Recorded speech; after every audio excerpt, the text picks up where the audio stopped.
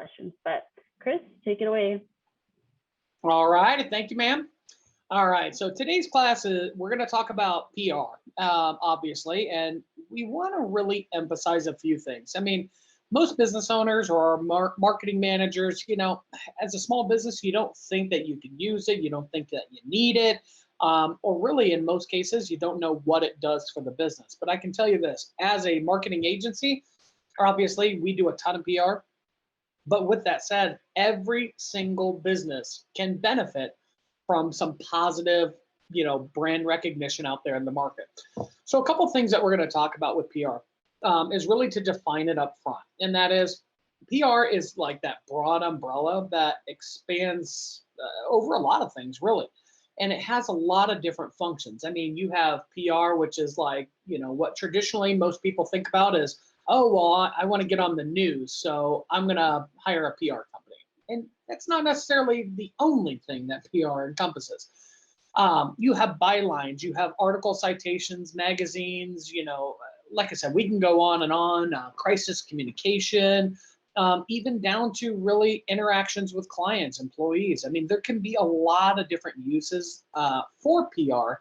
And so, again, we're going to kind of go through some of them today and help you guys understand, some opportunities. So first and foremost, let's talk about traditional PR in the sense that what most people understand it to be.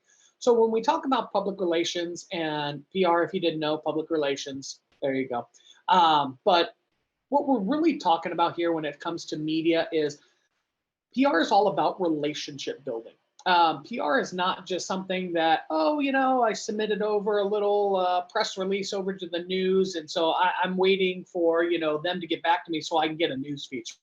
That's not at all how PR works. PR is all about the relationship. It's about curating, nurturing, making sure that people understand the meaning behind the brand and the meaning behind what you do.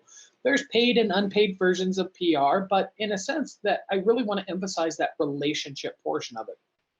So as an example, as an agency, and you can do this as a business. I mean, it really just takes time. That's the biggest challenge that we see with most business owners is that not that you don't possess the skill set to do this, it's that as a business owner, you have your hands in so many baskets. This is one that unfortunately does tend to take a little bit more time than others. So as an example, if I were to reach out to, let's just say Fox 10, and I wanted to have a feature where Corey McCloskey comes out to my business and features me on this, and this, okay? Well, first of all, they don't just come out and feature anybody. I mean, I'm sure that there's a price, and I haven't gotten into that portion of it yet, but in general, they're very selective in who they choose as a media company. Why would that be? Well, first of all, it's got to make sense for them. I mean, you can't have, they have to be as protective of their brand image and of their PR as anybody else does. So it's not just a slam dunk, hey, I'm going to throw $10,000 at it and we're good. That doesn't work like that. You need to have a pitch. You need to have a story. You need to curate a relationship. There's a lot that really honestly goes into that. So how would something like that start? How would you go out if you felt that was an appropriate medium for you? How would you go out and curate, a news segment, if you will? Well, first and foremost, it would involve reaching out to the news station. But before you do that, again, back to that pitch, you need to have a storyline. You need to have something to go off of. So you need to think intuitively. You need to think about, well, what is it that I do? If it's like an advertising thing, always remember, and this is, again, a big area where businesses go wrong. If you want to run an ad, run an ad. So they're not going to come out to your place of business and feature your products and your services and all this stuff just because. That's called an advertisement, and that's what you have to pay for. But if you're providing a service to the community, if you're, if there's something that you can chime in on, let's just say a major news story breaks and, you have a product or a service that, solves a problem, something like that. That might be an example of a great connection piece. But really, it's about curating that relationship. You need to provide a value to them. Just like most news or most media sources, they're starved for content, believe it or not.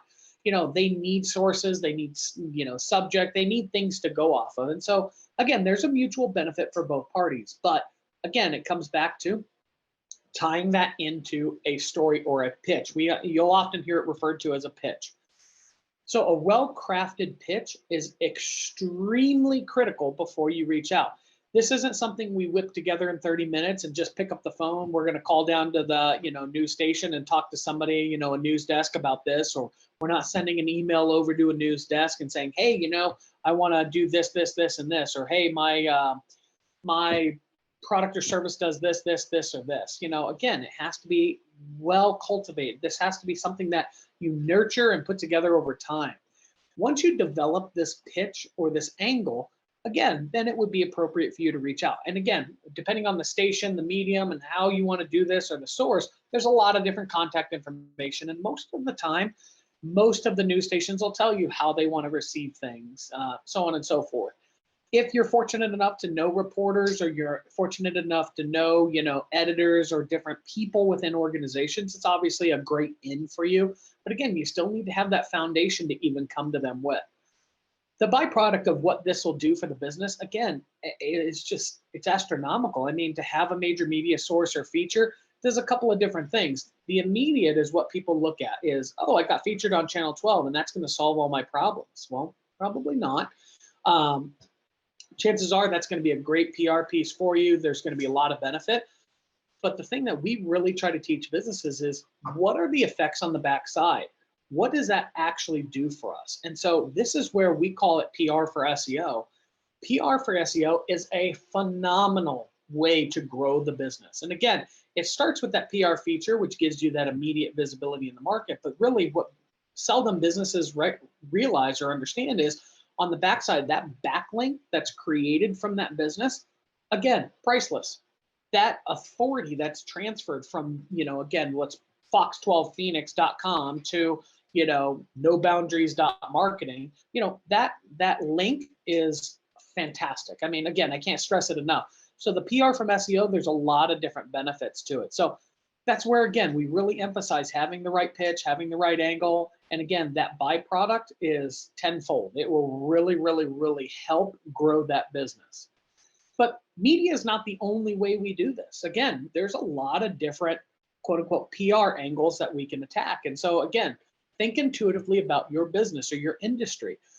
Restaurants, you have restaurant associations, you have, again, your common media sources, magazines, local foodies. I mean, there's a variety of angles and influencers that you can utilize to help grow your business. So this is where I say PR doesn't just exist because of the news stations or a local newspaper. PR goes well into a variety of subjects. And again, some of the more common ones nowadays, believe it or not, media is great. Again, if I can get a client featured on, one of the news stations, that's fantastic. But, what if an influencer is a better route to go? So you really have to think about your audience. You really have to think about that pitch and that angle, and then decide as a business, well, common sense, what do we think is going to be the best course of action or the best route to go? What's going to be the most effective use of our money? In some instances, PR features do cost, and you're going to have to pay a fee for that. Again, time, money, you got to think about the time and effort the reporter's putting into this. There's a lot of variables that go into that. So if there's a fee, they'll tell you up front for that. If there's not a fee, and let's just say it's just something compelling that they can use to their advantage, well, then they'll tell you. Again, it's a pretty transparent process. With influencers, again, those are usually pay for service type models, meaning that if let's just say I was an influencer and I had 100,000 followers, and AP Fire Protection reached out and they want to feature on my website or my blog, well, there would be a fee associated with that. Why? Well, because think about how much time and effort it took me to really develop that database or that following. And again, that's of value. So again, that's where we would charge a fee for something like that. So a lot of influencers, again, their fee model is usually based on the number of influencers and what type of feature you're doing. So from a PR perspective, again, the same concept still applies. What we want to do is we have to craft or curate that pitch. You have to have that angle. Selecting the right medium is everything in this. Again, you don't want to, and I'll use AP Fire Protection.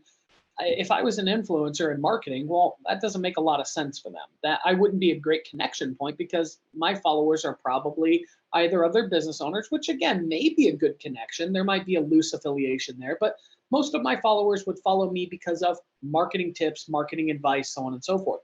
What we want to think about is, who intuitively are we trying to get in front of?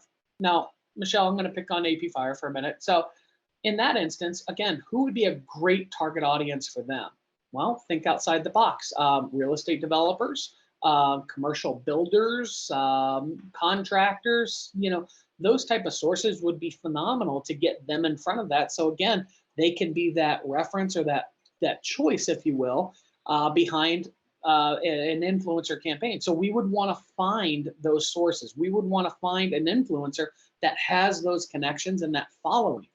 Again, they come in all shapes and sizes, but really depending on what we're looking at and what we're looking to accomplish is what route we're going to go with an influencer. The other thing that it decides too is what channel or what medium are we going to use? Is it going to be Facebook? Is it going to be Instagram? Again, depending on the demographic we're looking for, that's going to dictate the platform that we go off of. You also have bloggers out there. Again, don't dismiss blog sites. Again, from AP Fire's perspective, we might look at a blog site because maybe there's a blog site for general contractors and man, they have a ton of following. Maybe they have 500,000 site visits a month. That would be great if you could work with an influencer or a blogger in this instance, where you could get an article or a concept featured and again, get your business out there in front of 500,000 people potentially a month. You'll hear a lot in the PR industry where we talk about potential because again, with radio, with TV, there's not exacts. There's not an exact unit of measure to see how many people go to those places. Website's a little bit different. We can see how many people go to a website, but again, when you think about it, you don't know. Let's just say the month of April, you could have 500,000 visitors and the month of, May, all of a sudden you have 1,000. There's no way to predict how much traffic's actually going to come to a site. So we talk in probabilities. So just remember that when you're looking at that, you're always paying for the reach or potential reach with a campaign. So we've talked about TV, we've talked about bloggers, we've talked about social media influencers. Other common ones out there are radio. Again, radio falls in line a lot with, again, TV. You're really going to have to curate that relationship. A little easier typically on radio to connect with, again, let's just use like KTAR as an example, to connect with individual reporters. Twitter is a fantastic source, just so you know. If you're trying to connect with an individual reporter on a story or a subject, or you want to comment or add insight, again, you can tag those, or you can send a message, you can tweet, you can retweet, you can somehow get their attention through Twitter. That's a great resource for that. But again, like I said, it's all about curating that relationship. So radio falls in line with television. Blogging and influencer campaigns typically fall in line. And then you have print media. So print media is another, again, great option. I know some people say print's dead. I can tell you it's not. There's still a ton of traction out there. Just some mediums are better than others. Would it be fair to say the Arizona Republic has lost a good chunk of readers? Sure. Based on demographics, that makes sense. But what if the demographic I was targeting was, let's just say, 55 and older crowd, one that they largely have a strong hold on? Well, then that would be a very relative source for me. So it's all about understanding your demographic. It's all about your pitch angle. You really got to think about all this. And again, the easiest way to do PR is really to tie it into current events. But if you can't do that, it's about creating that angle or that need in the business to point out an opportunity. Another good angle for PR work is always community involvement. If you can help somebody or showcase, how your product or service is benefiting the community, those are great ones. Relationships with, we'll plug the chamber here. The chamber is a great relationship to have. If your service was somehow benefiting the Chamber of Commerce, which was helping businesses. Think about that with COVID and how many businesses are, being affected. The Chamber of Commerce is a phenomenal resource for them. So again, creating that connection is an awesome, awesome, awesome thing to do. Last thing we're going to talk about today is going to be that positive spin. So when we look at, again, community involvement, that's a really big one. Community involvement goes a long way. Volunteerism, giving back, stuff like that. Those are usually easier PR routes to go to get your company some visibility and to showcase, again, your contributions to overall the community. Great example. I was reading the news the other day. I was happening to look through Google News and I saw a tire shop in the Surprise areas I think they're collecting car seats or something like that for a different organization. Great cause, awesome. Who knows if it's benevolent or not? I mean, that's not for us to judge, but at the end of the day, it was a great exposure piece for them. They're giving back to their community. And here you got a couple of great news features, and they got their business out there. Fantastic. I mean, that did its job. That did exactly what it was needing to do. It didn't promote their services. It just said, hey, this is what they're doing. A little blurb about the business, sure. But again, it wasn't promoting a service or a product. It was just saying, hey, this is what we're doing. So again, great way to get your business featured out there. Let's see here. Community sponsorships. We talked about all that. The last thing that I'll kind of go over is prepping for this. So we touched on the sources. I emphasized again the need for a proper pitch and curating the relationship. So we're going to talk about some tools that you can use that'll ultimately help you with this. I recommend to all of my clients that they create a media kit. A media kit is something extremely simple to do. Again, it provides branding guidelines. It provides these, and again, let's just assume positive, we got a reporter on the hook and they're really interested in this. Where you run into problems if you're not properly prepared is your logo. Maybe they grabbed one from online because they couldn't get a hold of you. You didn't respond fast enough. You will learn very quickly in terms of media. Their turnaround times are like now, like yesterday. They want stuff already in their hands so that they can go to print or they can go to press very, very quickly and very efficiently. So again, they're machines and they're fantastic at their job, let me tell you. So again, having that media kit, again, if you have somebody that's interested, you sent the pitch over, it would behoove you, if you get a response, to very quickly send over your media kit to them. So a media kit is going to have logos, branding guidelines. It's going to touch on, again, it might go into depth on colors. Like I said, it's however you want your brand to be displayed. Pictures of the business owner, partners, or staff, maybe pictures of products, services. Again, you have all this stuff prepared in advance so that that reporter has a slew of information to pull from when they're creating their article. It's all about efficiency with these guys. So they don't want to have to reach out to you. They don't want to have to, that just slows down their process because now they got to wait for a response. Time is money. So again, the more efficient you can be by developing a media kit, the better off you're going to be. There's some other great tools out there that'll really, really, really help you out.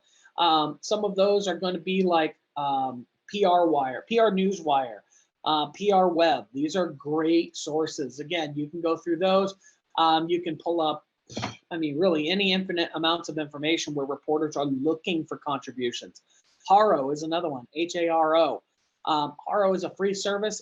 It really connects bloggers, journalists, magazine, any variety of media sources, typically at a national level, to you. And so as a business owner, you can log in there, you can subscribe to it for free. It doesn't cost any money.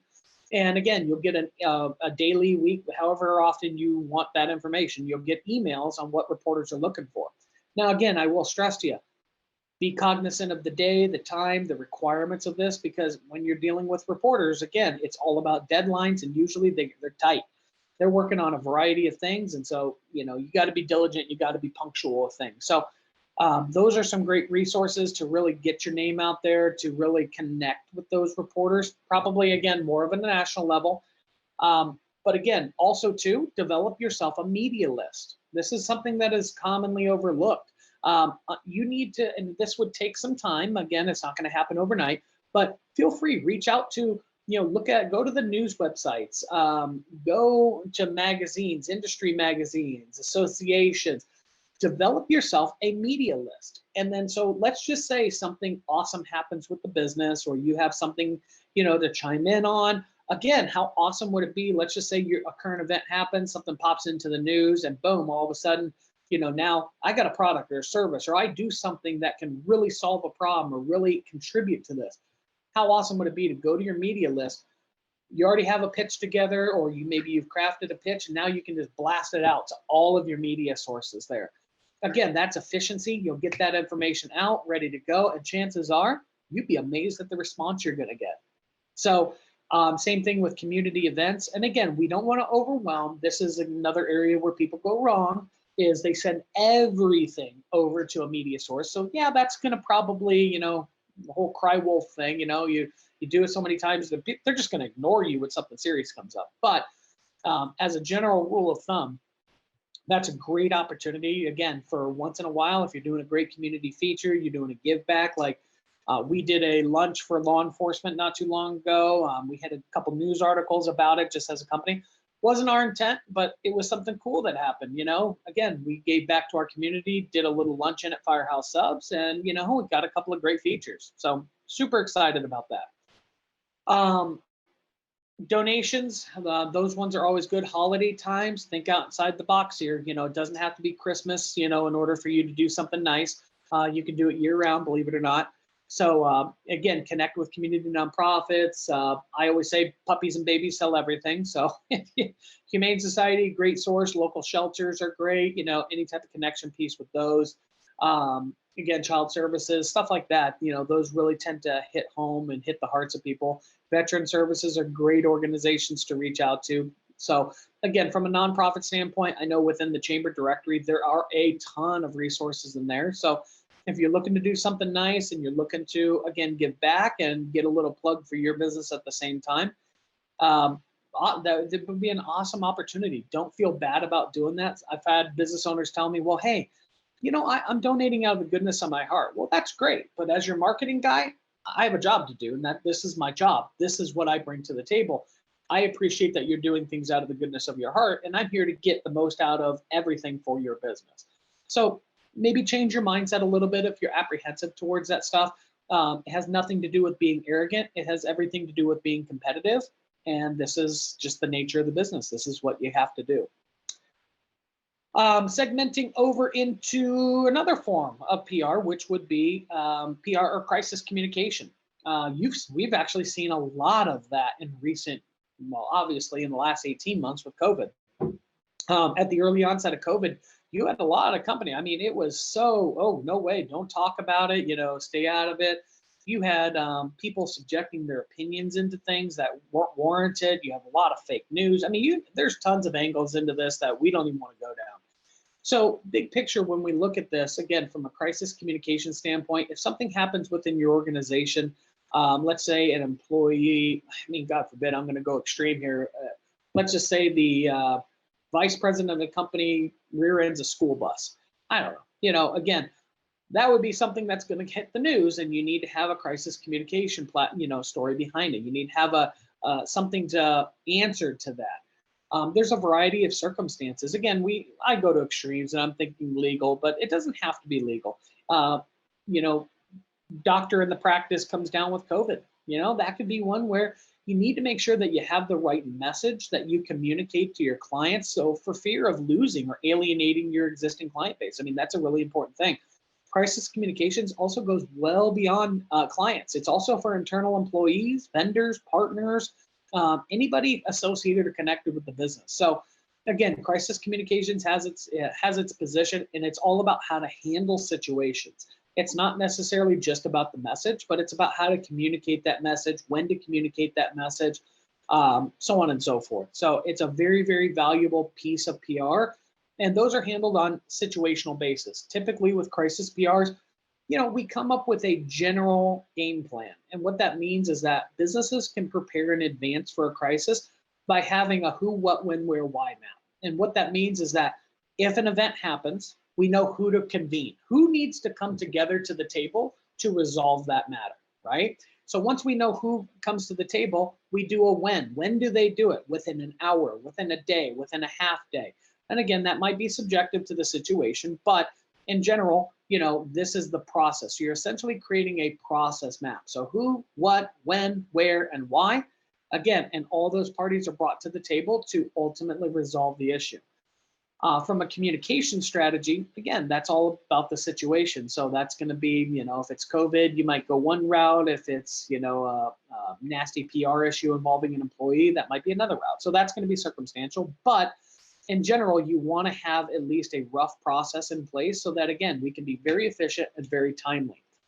An example of that would be a situation, again, something pops up on the news, and that all of a sudden that, hits the morning news. You get into work at 8 o'clock.